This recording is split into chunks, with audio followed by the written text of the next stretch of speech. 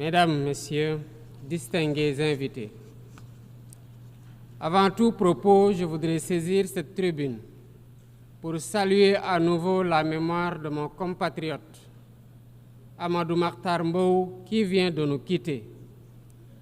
Ancien directeur général de l'UNESCO de 1974 à 1987, il fut un homme d'État émérite et un fervent acteur panafricain de la lutte pour les indépendances.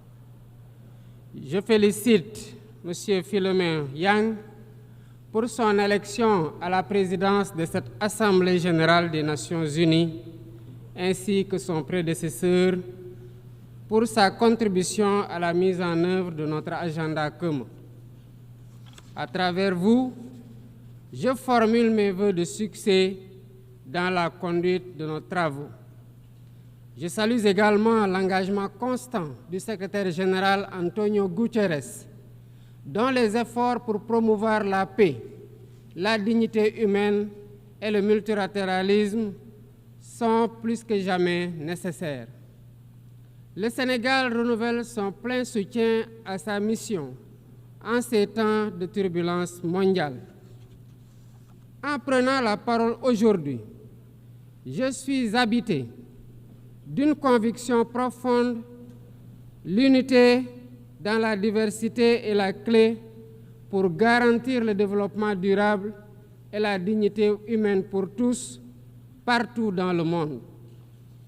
Ce thème de la présente session, qui guide nos discussions, nous invite à repenser nos responsabilités collectives et à nous assurer que les principes fondamentaux des Nations unies, définis il y a près de 8 décennies, continuent de porter la promesse d'un monde plus juste et plus équitable.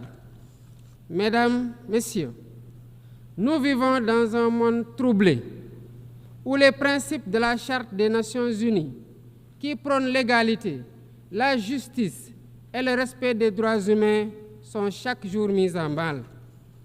Les conflits s'étendent, les inégalités se creusent et les crises climatiques aggravent la vulnérabilité de millions de personnes à travers le monde. De surcroît, nous assistons à une remise en cause inquiétante du multilatéralisme, à un moment où l'humanité en a le plus besoin. Le monde doit se regarder en face, sans complaisance. Les valeurs que nous avons juré de défendre sont piétinées dans plusieurs régions du globe.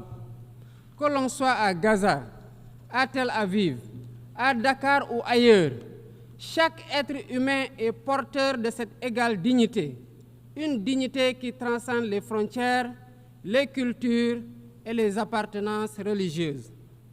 C'est notre devoir à tous de veiller à ce que cette dignité soit protégée et respectée pour chaque être humain, sans exception.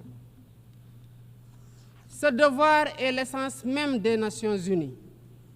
Pourtant, nous constatons chaque jour que le droit international, ciment de la paix mondiale, est souvent violé. Des résolutions adoptées par cette Assemblée sont ignorées. En tolérant ces violences répétées, nous foulons aux pieds les principes de la Charte des Nations unies et sapons les fondements même de cette maison de la paix.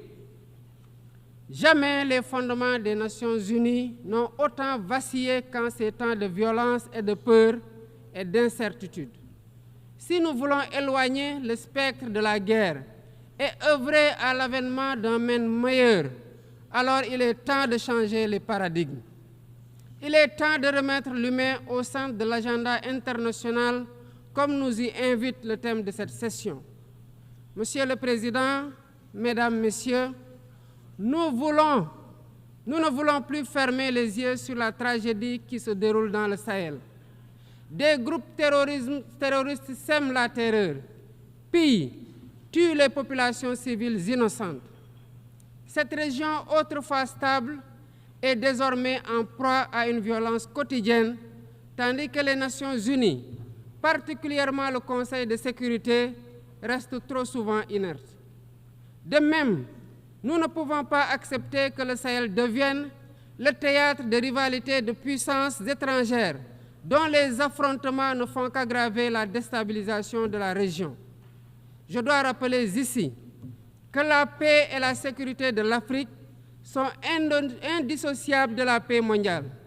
Il est impératif que le Conseil de sécurité remplisse pleinement son rôle de garant de la stabilité internationale. J'exprime à nouveau la préoccupation du Sénégal face à la situation tragique qui perdure en Palestine. Des générations entières y ont grandi sous l'ombre de l'oppression, privées de leur droit fondamental à un État viable.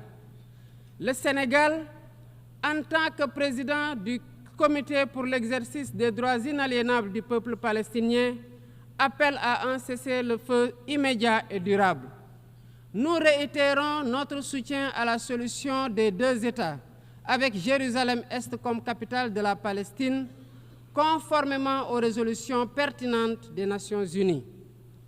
Cette guerre qui n'épargne ni femmes, ni enfants, ni infrastructures vitales est une plaie ouverte sur la conscience internationale. Il est impératif que le droit international humanitaire soit rétabli dans toutes les zones de conflit et que les Nations unies jouent pleinement leur rôle de médiateur et de garant de la paix. Mesdames et messieurs, la paix n'est pas seulement l'absence de guerre. La paix, c'est aussi la possibilité pour chaque être humain de vivre dans la dignité, de se nourrir, de se loger, de s'éduquer et de recevoir des soins. Or, aujourd'hui, plus de 750 millions de personnes ne mangent pas à leur faim et des millions basculent chaque jour dans l'extrême pauvreté. Ces chiffres éloignent de plus en plus le monde des objectifs de développement durable fixés pour 2030. Nous ne pouvons plus accepter que les mécanismes de gouvernance mondiale continuent de reproduire ces inégalités. Il est alors temps de rompre avec la logique du chacun pour soi et de bâtir un nouveau contrat social global fondé sur la solidarité et la coopération. Ce contrat doit inclure des réformes majeures pour s'attaquer aux défis politiques, économiques, environnementaux de notre époque. Premièrement, il est impératif de sauvegarder et de renforcer le multilatéralisme comme cadre unique d'action pour la paix et la sécurité internationale. Cela passe par une réforme urgente des institutions mondiales, notamment le Conseil de sécurité, le FMI, la Banque mondiale, afin qu'elles soient plus inclusives et qu'elles reflètent les réalités géopolitiques et économiques actuelles. Le continent africain, en particulier, doit avoir une place plus importante dans ces instances de décision.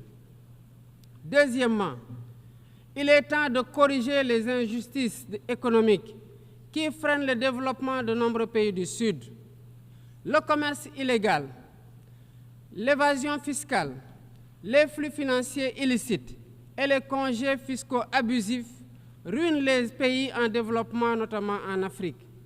Ces injustices doivent être corrigées pour permettre à tous les pays de participer pleinement au commerce mondial et de bénéficier de la croissance économique. Troisièmement, il est essentiel de garantir avec détermination et d'agir avec détermination contre le réchauffement climatique en respectant le principe de responsabilité commune mais différenciée. Les pays industrialisés responsables historiques des émissions massives de gaz à effet de serre doivent intensifier leurs efforts pour financer une transition énergétique juste et équitable qui ne pénalise pas les pays en développement. Nous devons impérativement protéger notre planète sans sacrifier les droits des nations les plus vulnérables à poursuivre leur développement. Quatrièmement, il est nécessaire de rompre avec toute tentative d'imposer des normes civilisationnelles unilatérales. Depuis son indépendance, le Sénégal a toujours défendu l'égale dignité des cultures et des civilisations. Et cette diversité doit continuer à être la base de la coexistence pacifique entre les peuples. Aucune nation ne devrait imposer aux autres ses pratiques ou ses valeurs comme normes universelles. Le respect des différences est le fondement de la stabilité et de la paix dans le monde. Mesdames et messieurs, le Sénégal est fermement engagé dans cette voie. Nous avons choisi de bâtir un État résolument tourné vers le développement durable avec des initiatives ambitieuses dans des domaines tels que les énergies propres, la souveraineté alimentaire et la gouvernance transparente. Mais nous savons que pour réussir, nous avons besoin de l'action collective et de la solidarité internationale. Aucun pays, aussi puissant soit-il, ne peut relever seuls les défis qui menacent l'humanité.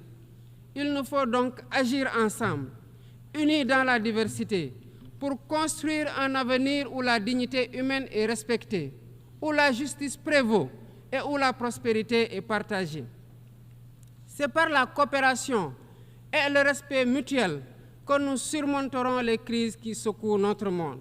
Je vous remercie de votre aimable attention.